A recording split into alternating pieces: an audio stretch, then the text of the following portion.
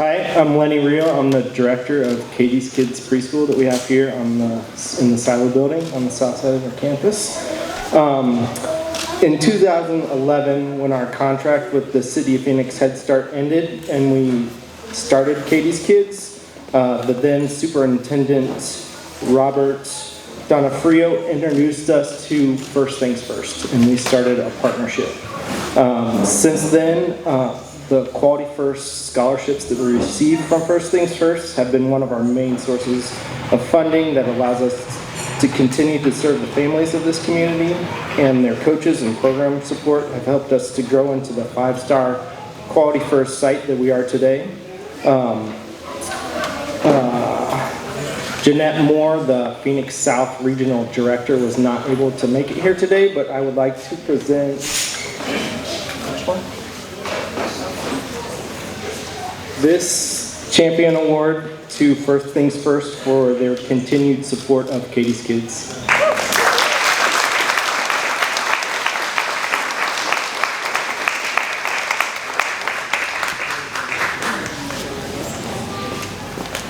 And one more on the love factor. You want to see love in action. This is pretty great. Andrew and Lori Skipper have loved this place in a way that blows my mind, and they have a legacy they're going to leave that's pretty cool. So you guys come up and do your thing.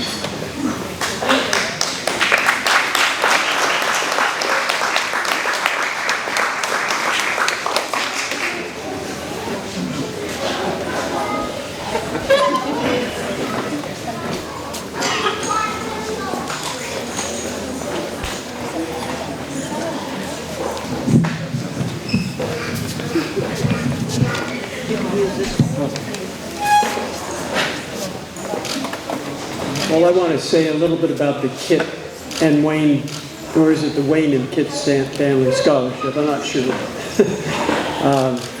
It's been a real pleasure for Lori and I to help lead this scholarship.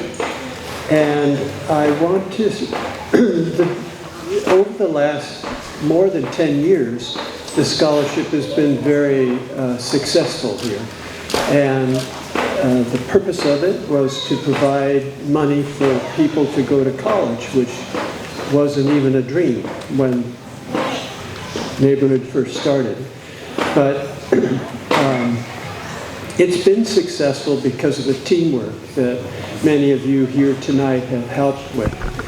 And when I think about the scholarship, I think of a three-legged stool. Perhaps some of you can imagine that. And it won't stand unless all three legs are pretty strong. And in the case of this scholarship, the three legs are the students who receive the scholarship, and they're actually the hardest workers. They have to work hard at doing well at school, and when their friends want to go out and have a party, they have to say, no, I have to study for the exam tomorrow. And all that is very hard to do, but they've been very successful at it. The second leg is I think of it as the mentoring that these students get from Neighborhood Ministries and the people here. That's an essential part of the success that goes into this scholarship. The students always feel like they can come and talk over the problems that they're having at school and figure out what the solutions are. And of course, the last part of it is money. It takes money to run a scholarship like this. And one of the things I wanted, we've been quite successful at raising money over the years, but it's always been, well, we'll raise enough money at our breakfast so we can pay for the scholarships that year. But now we're moving into a different and stronger financial position on the scholarship. Lori and I have provided a matching fund and challenged Neighborhood to raise funds for the scholarship, and up to $500,000. And so together with our funds and the funds from Neighborhood that they'll eventually get there, we've already made substantial contributions. It'll be $1 million, which is a lot of money.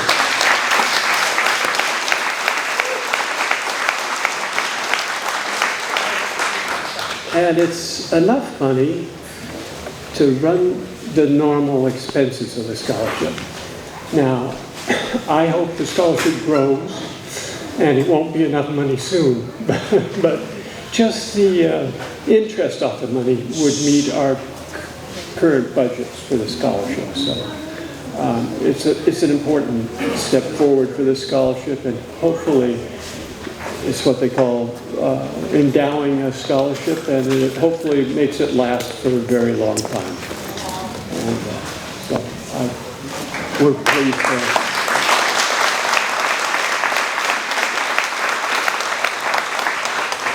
I also was thinking about the words tonight of hope and love and power, and I realized that they all relate very strongly to the scholarship, or the scholarship relates very strongly to them, because the hope is the hope that the students have when they go to school. The love is the love that neighborhood gives those students and supports them. And the power is power that these kids will have when they graduate.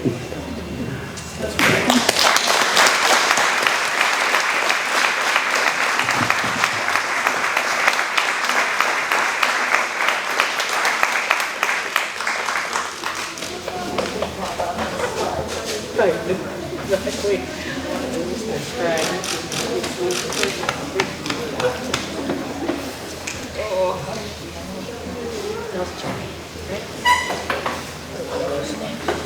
Poor Jeremy has to bear that.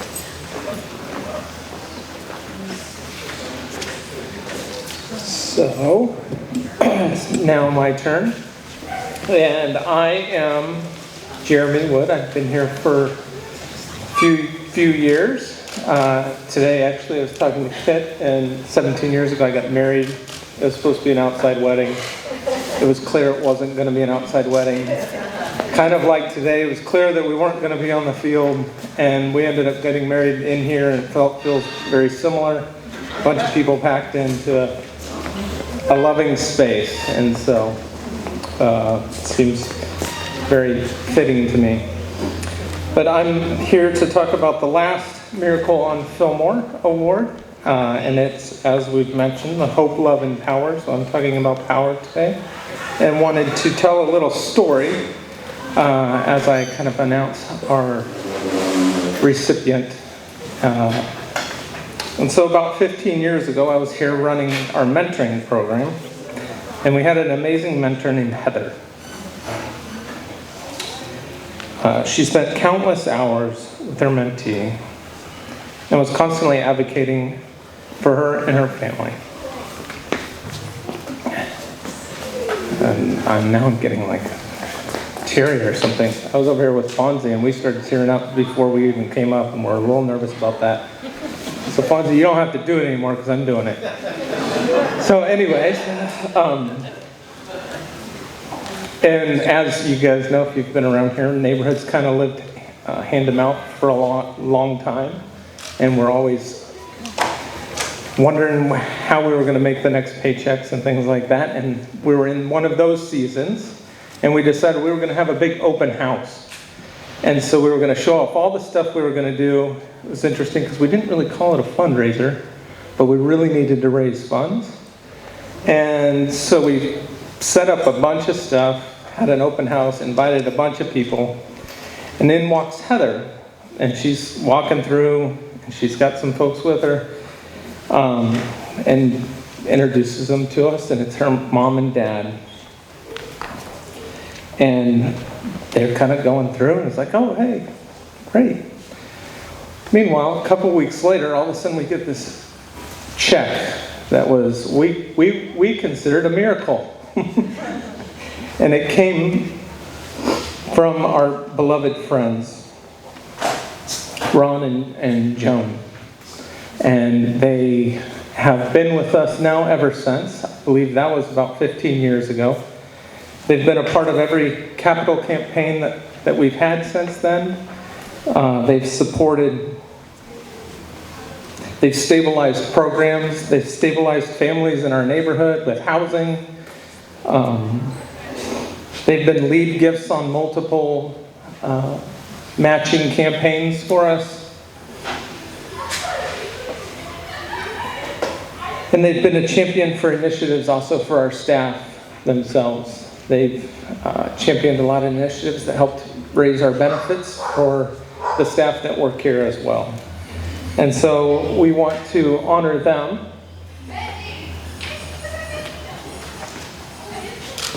with the final miracle on Fillmore.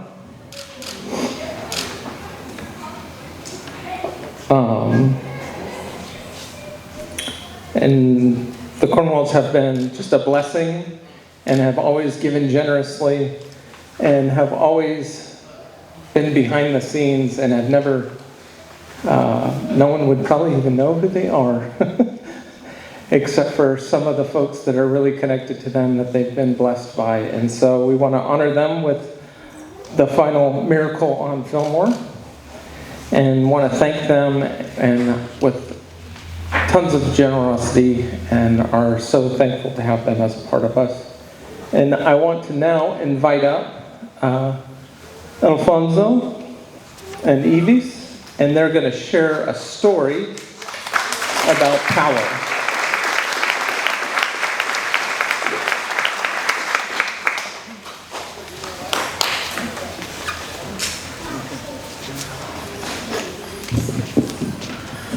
I am the short one. Okay, thank you everyone for joining us this evening. Muchas gracias por acompañarnos esta tarde de celebración. At this moment, we would like to just have Evie share his story with you all. This is a powerful story. For those of you that know Evie's, know that his story needed a miracle for him to be here with us today. Muchos que conocen a Ibis saben que su historia es una historia de poder, que para que él esté aquí hoy en día con nosotros tuvo que ocurrir un milagro. So, en estos momentos Ibis va a estar compartiendo su historia con nosotros. Hola, buenas noches.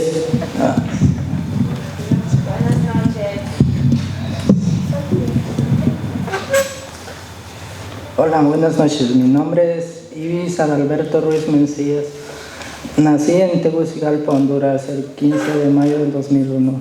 Ingresé a los Estados Unidos el 19 de abril sin intención y fui puesto en proceso de deportación.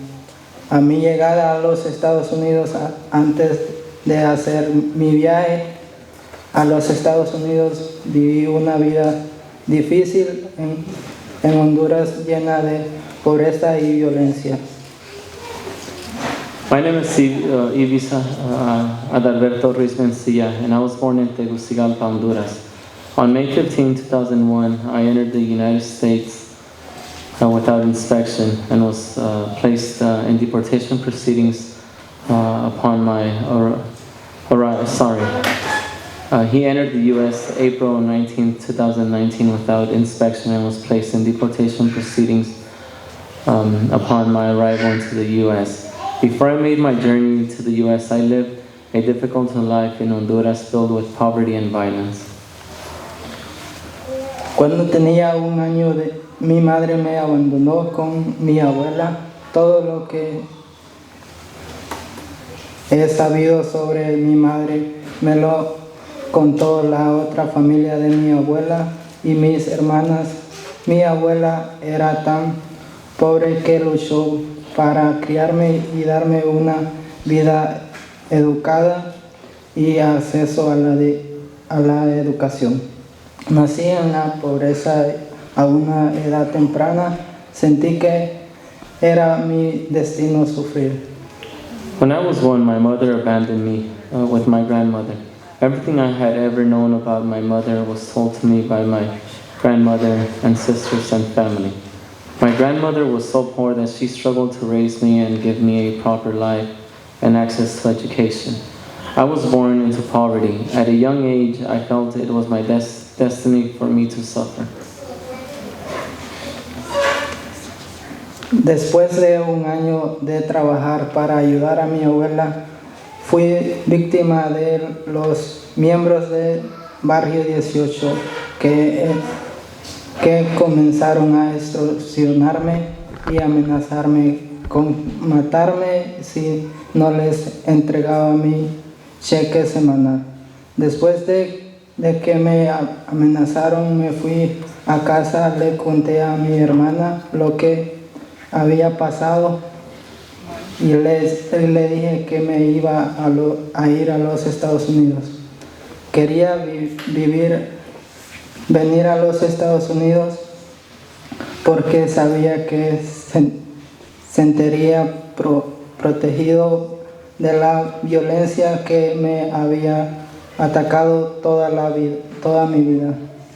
Quiero compartir mi viaje desde Honduras a los Estados Unidos, mi largo viaje a los lomos de la bestia.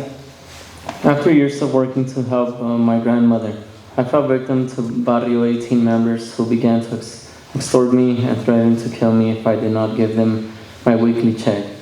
After I was threatened, I went home and I told my sister what had happened, and I told her I was going to flee to the United States.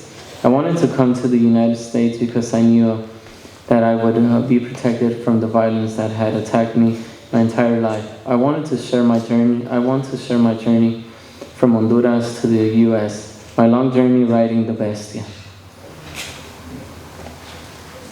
Mi viaje comenzó en la frontera de Guatemala. Desde ahí tomamos un tren en el que viajamos durante 30 días, que nos llevó cerca de la frontera de México y los Estados Unidos. En el tren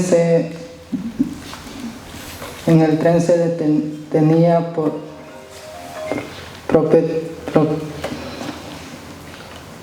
apropiadamente y yo me bajaba a comprar comida a los vendedores con el poco dinero que tenían. Nuestro viaje en la bestia fue una de las cosas más aterradoras que he soportado. En mi primera infancia, durante este viaje, me cuestioné si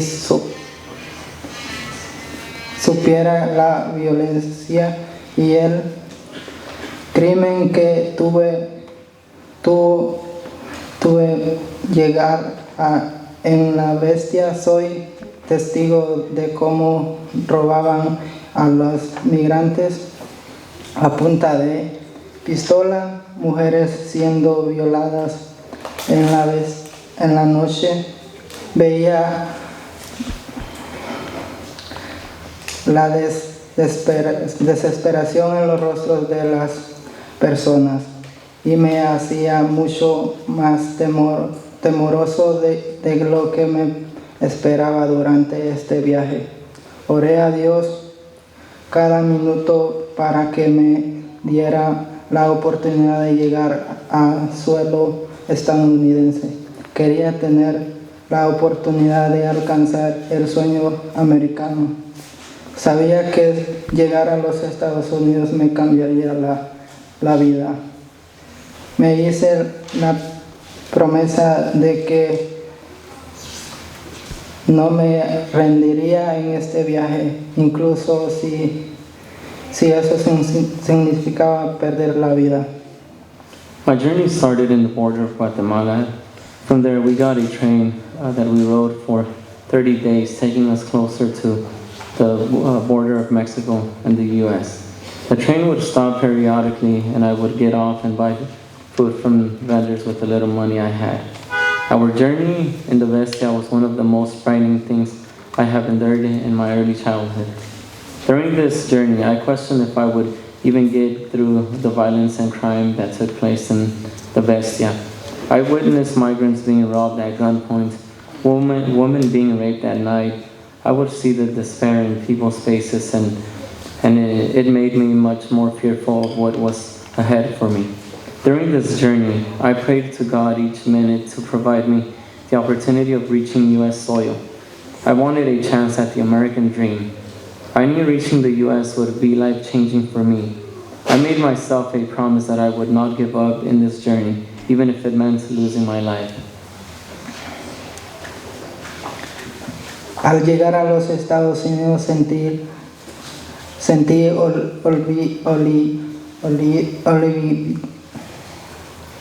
alivio de haber llegado finalmente a mi destino, pero esa felicidad terminó cuando me pusieron en proceso de deportación. Temía la idea de ser deportado de regreso a Honduras y con eso mis sueños de escapar de la pobreza y la violencia finalmente morirían cuando puse un pie por primera vez en Neighborhood Ministry, que no quería encontrarme con la gente y los jóvenes aquí, porque sabía que inmediatamente sería deportado en esto fue muy difícil para mí, porque sentí que había encontrado una familia aquí. La gente me recibió con los brazos abiertos y me mostró lo que era el amor por primera vez en mi vida. Upon arriving to the U.S., I felt relieved to have finally reached my destination, but that happiness ended when I was put in deportation proceedings. I feared the thought of being deported back to Honduras, and with that my dreams of escaping poverty and violence would ultimately die. When I first stepped foot at Neighborhood Ministries, I did not want to get attached to the people and youth here because I knew I would eventually be deported. This was very difficult for me to do because I felt I had found a family here. People welcomed me with open arms and showed what love was for the first time in my life. Mi historia es un milagro en muchos sentidos. Hoy puedo pararme frente a todos ustedes y decirles que gané mi caso de asilo en junio de 2021.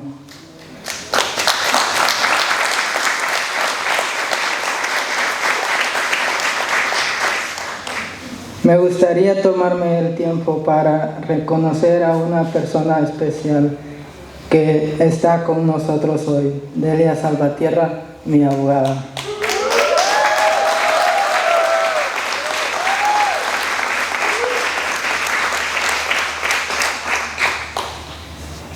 Que me representó. Quiero agradecerte desde el fondo de mi corazón por darme esperanzas cuando lo había perdido todo.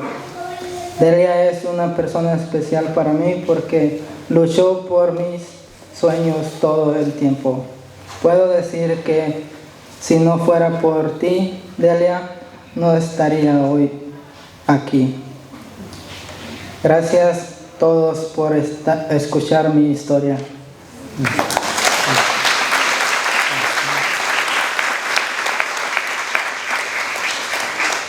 My story is a miracle in many ways. Today I can stand in front of you all and say I have won my asylum case in June 2021.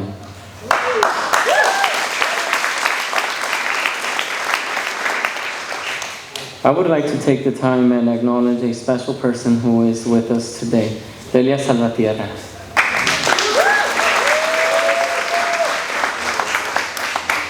My lawyer who represented me. I want to thank you from the bottom of my heart for giving me hope when I had lost it. Delia is a special person to me because she fought for my dreams all along. I can say if it was not for you, Delia, I would not be standing here today. Thank you all for hearing my story. And at this time, I would like to invite Delia to come up here and join us. At this moment, I would like to welcome our third champion, Delia Salvatierra. Delia Salvatierra has tirelessly represented our community over the years. Thank you for representing EVs and others in our community. You are a light of hope when representing our immigrant community. You give a voice to the voiceless. Thank you.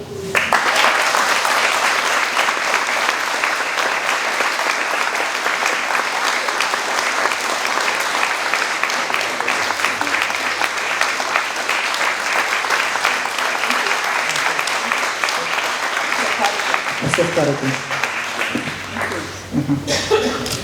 Gracias. I wrote a little something because I didn't think I could make it through off the fly. This means a great deal to me.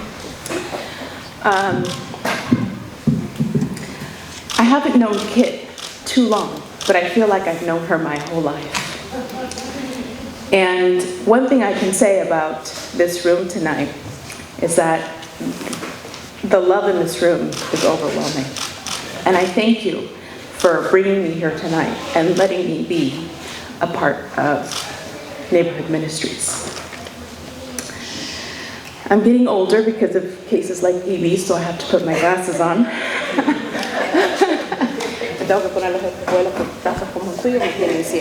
Okay.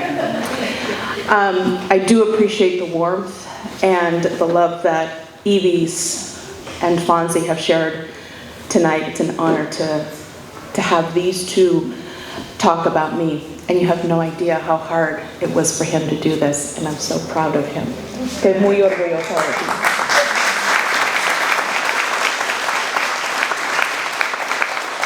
The boy who came into my office is not this gentleman today. And I'm so proud of you.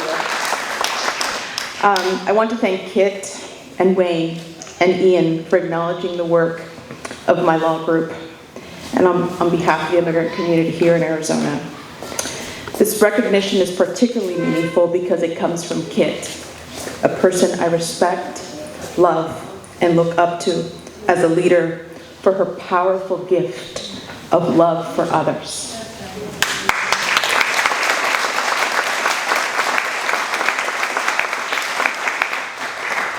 It never does cease to amaze me what hope, coupled with action, grit, hard work, but above all, love for others to make their dreams come true. Neighborhood Ministries was born out of one woman's hope and deep love for her fellow neighbor, regardless of color, creed, gender, or life circumstances. That is true love.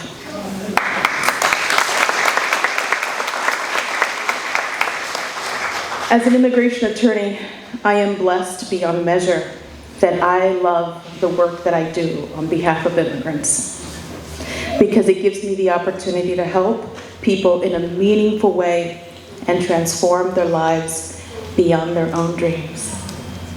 Words always fail me at this moment when describing the fervor in me to see my immigrant clients through their darkest moments and into the light. For my immigrant clients, the light means peace of mind, to feel a sense of belonging, to find safety, to find refuge. Friends, this is basic human dignity. Our country, our wonderful United States of America, despite the rhetoric, remains the greatest beacon of hope for new opportunities for immigrants and for people around the world.